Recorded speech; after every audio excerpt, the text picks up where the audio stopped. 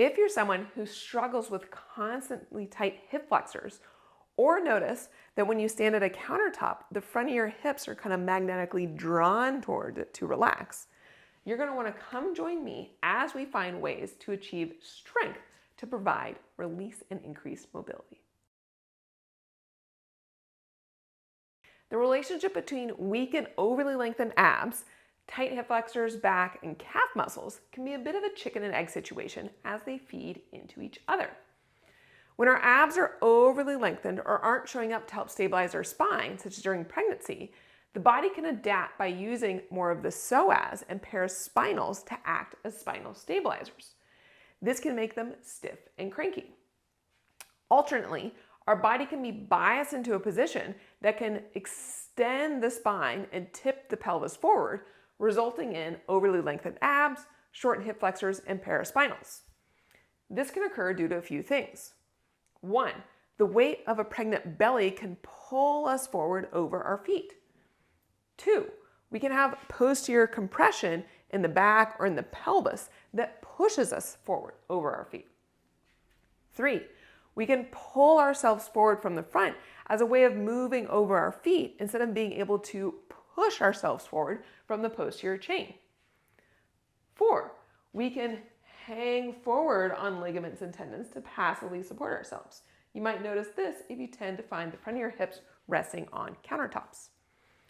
Then, for any of the above, if we go too far forward, our body can often try to counterbalance this by adding a layer of gripping in our chest, upper abs, hip flexors, glutes, and even calves.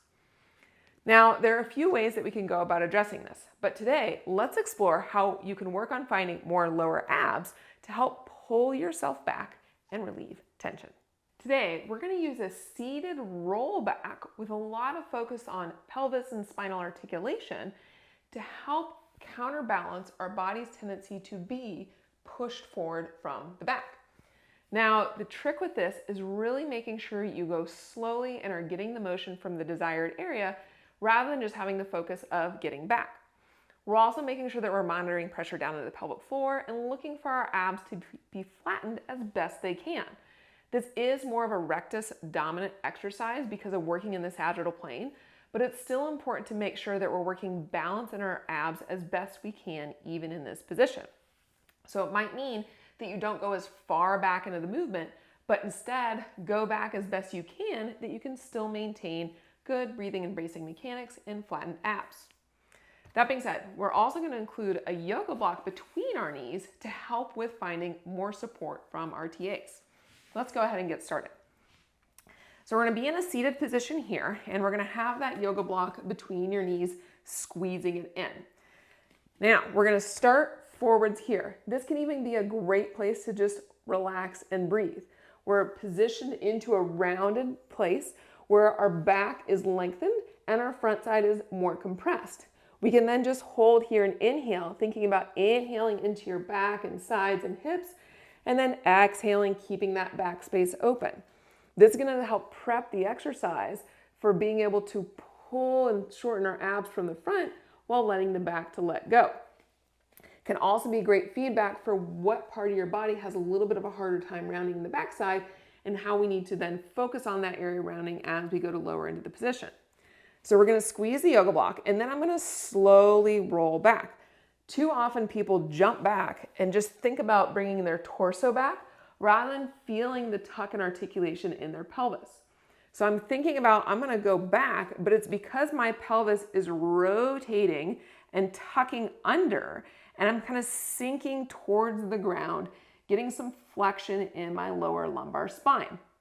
I'm only going to lower back further because I'm getting more flexion, rounding, and opening in my lower back. What's going to help me achieve that is thinking about my abs pulling my pubic bone up towards my head and feeling the ground touch onto my pelvis one segment at a time.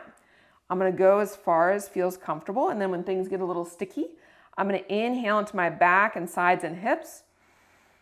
Exhale, squeeze, think hip bones, abs, ribs knit in around towards each other to then compress you back a little bit more. Inhale again. Exhale. Nice and easy. My neck is relaxed. I'm not gripping down on my chest. Inhaling again. Exhaling. Going down a little further. So you can see how slowly I'm going into the movement. Inhale. Exhale. Compressing from the front to open the back. The further I get back, the more that my gravity is helping to kind of round my back, but also the more that it is challenging my abs. So as I get back to here, maybe I can't go any further. So I could just hold this position and breathe. So I'm isometrically engaging those abs, inhaling in the back, exhaling, getting a little bit more TAs in that shortened position. Now, to come back forwards, we're gonna make sure we're not using our back or our hip flexors by arching up like this. So now to come forwards, we're gonna think about our abs pulling the rib cage up and over the pelvis to come back forwards. So even as I'm coming forwards, I'm thinking about how that's gonna continue to create length in my back and more concentric engagement in the front. That is then gonna help set you up for your next rep. So then maybe now, as you go back, again, going really slowly, thinking of that articulation, thinking pubic bone up towards my head, thinking about sinking back and rounding into my back. Inhale, exhale. Pulling in, inhale, exhale. Neck is relaxed, there's no pressure down on my pelvic floor. And then when I go to come back up, I'm coming up and over and visualizing those abs pulling me up and over to the front. This can also be a really great exercise to use for people that have difficulty coming from the ground and sitting up, because from the ground, our abs are in a more of a lengthened position and more loaded against gravity, so it can be a hard starting point. So instead, we're working from the top down instead of from the bottom up. And it can also be really helpful because we're having a little bit more lower ab focus, which can help when people tend to do too much pressure down into their lower abs when they're crunching from the top down.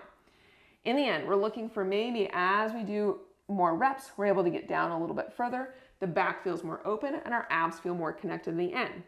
You might feel hip flexors working a little bit, but if you feel primarily hip flexors working, you're most likely not going into that posterior pelvic tilt or not really connecting with those abs enough and thinking about them pulling you down as well as pulling you back forwards.